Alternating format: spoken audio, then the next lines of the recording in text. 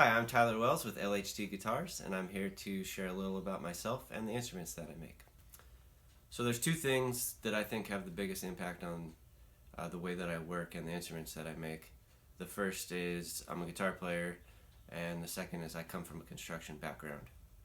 When I really got obsessed with the guitar, it was because I discovered extreme metal and shred guitar and decided, man, I got to do that. The same time I was pursuing the extreme metal band dream, I was also working full-time in construction, doing concrete through finish on high-end custom homes to pay the bills.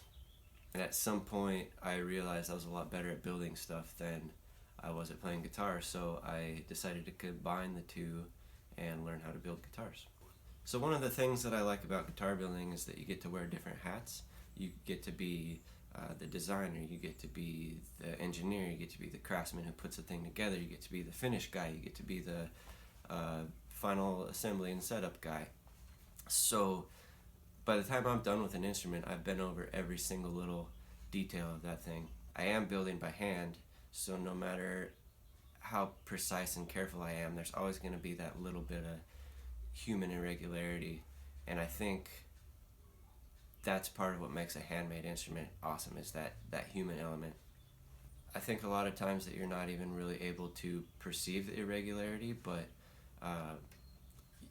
it's a feel. There's something there that makes it special, and even though it might not be perfect, it has had a level of energy and effort put into it that you're not going to get from a factory instrument.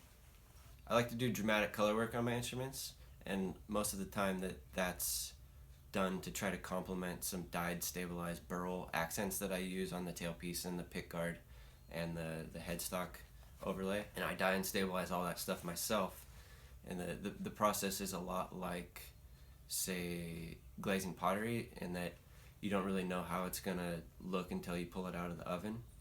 A lot of times when I start an instrument, I'll go over to this box of dyed stabilized burl parts and start leafing through to find something that inspires me, and then I'll pull that and then go select the rest of the materials for the instrument and kind of build the instrument around those burl parts as inspiration.